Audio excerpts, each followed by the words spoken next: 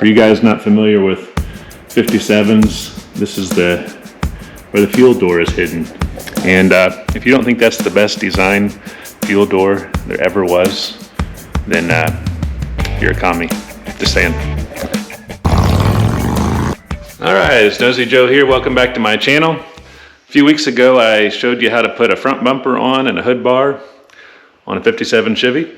And this week, it's time to do the rear. Like I said, I had sold all the chrome off this car. And so I took the bumpers off and sold them to the guy. And I didn't sell the tail lights, but I think I'm gonna go ahead and replace those too. So show you guys how to do a rear bumper and a tail light install on a 57. Kind of like the other bumper, the front bumper, I left the brackets in place. I'm gonna take them off, but just to show you guys the orientation here. The main bracket here has two bolts. One's accessible right here, and then one's back in there. So that's your two main bolts. And then it also has a side bracket. So that'll have to come off. And that's the orientation of the side brackets. So I'm going to work on taking those brackets off, take these tail lights out. I'll show more of the detail of how those go together once those are off. I've got all my new parts here. Center bumper piece, the two ends, and the two tail lights. Alrighty, see you in a second. Alright, so here's the four holes that the tail light housings go into. And this is like a push and twist to get this wiring loose. Kind of like taking the bulb out on the front side, which I already did. But one thing I wanted to note on getting these things to fit, I can't say this is how they were done originally, but this is how we always do them, is use a kind of a jam nut setup. So you got a nut here with a washer, and that's not the nut that holds it on, but that'll be the nut that just kind of allows you to adjust the orientation of the tail light, and then you put another nut on the back side like a jam nut setup. So what we're going to do now is take these studs and transfer them over to the new tail light. Also notice you got two body seals here, and we're just going to reuse those as well. All right, we're ready to put the tail lights back on, or at least start fitting them. I did have to take my fuel door off. For you guys not familiar with 57s, this is where the fuel door is hidden. And if you don't think that's the best design fuel door there ever was, then you're a commie. Just saying. Anyway, I had a clearance issue with the top of the tail light. I kind of forgot that needed to come off. So that needs to come off. Everything else is off. I got the brackets off for the bumper. So that's all ready to go. Those are all laying here, ready to transfer to the new bumper setup. So now we're going to start test fitting the tail lights. And again, we'll use those jam nuts as standoffs to make sure we get the right yaw orientation of the tail light, and then put the nuts on the back side. All this is quarter 20, and everything on these bumper brackets, it uses a 3/4 inch wrench. So I think this is 5/16 or 7/16. Everything uses a 7/16 on the quarter 20 studs, and everything uses a 3/4 wrench on the bumper bolts. All right, hope that helps. So what I'm doing with these jam nuts is I'm trying to get these to just set up here and then have a nice even gap. So like you can see, I'm a little wide, but I'm a little narrow, so I can take that jam nut out a little bit, space it out, and try to get that be a little more parallel gap. So that's how that works. All right, we got the taillights installed.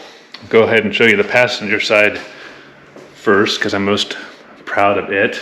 Got a nice tight gap here to the tail fin stainless. Come around here, really nice parallel gap to the quarter panel. Looks good on the inside as well. You kind of want to align this little notch in the body. That came out good, and you also have one here for the bumper.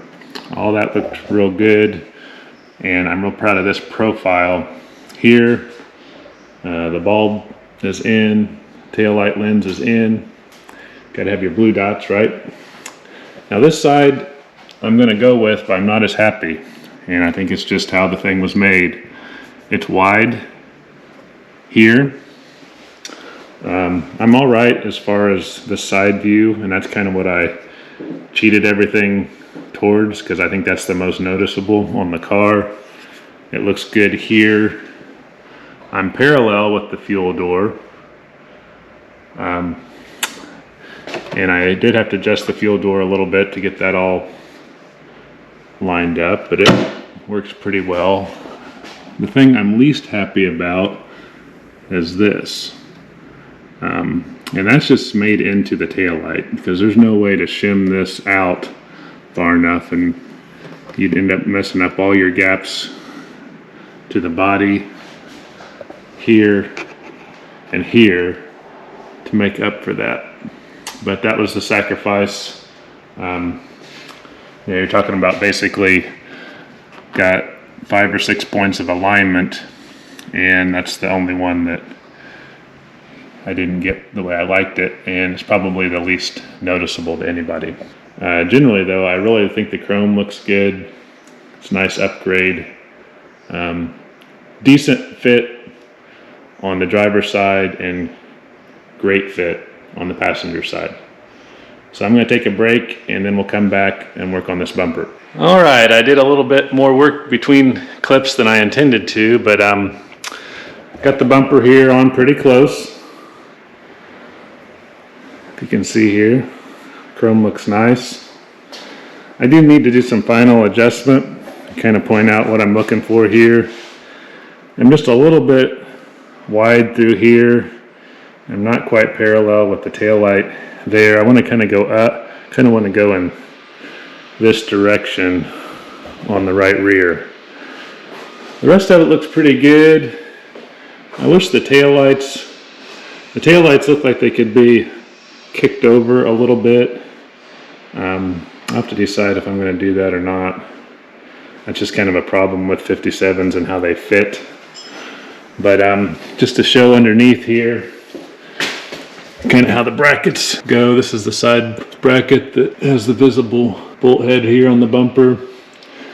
And then the other brackets right here, 2 bolts, 1, 2, and then this is the 2 up in here that attach to the bumper itself. I didn't explain it earlier, but you also have this side brace that's part of the attachment between the bumper end and the main bumper. And it also gets sandwiched up in there as part of this larger side bracket. So there's really 3 layers there going on. This side impact on the bumper end, the big bracket, the bumper end itself. I'll use that bolt right there. So that's the layout. I'm going to do a final fit on it and get with you then. All right, we're all finished up here. This is where we ended up on the bumper fit and taillight fit. What I ended up doing, just because one thing bothered me more than the other, is I ended up tilting this taillight outboard so that the curvature here lines up with the curvature of the bumper end. Now, as you can imagine, the way I had to do that was with those standoffs. So I ended up creating a decent sized gap on both sides.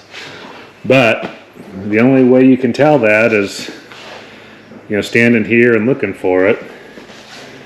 Whereas if your taillights aren't centered on your bumper ends, you see it all the time. So that's kind of the compromise I had to take. And the only way you can do that is if you do those jam nuts on the taillights, kind of help kick them out. The bumper was pretty well centered and everything.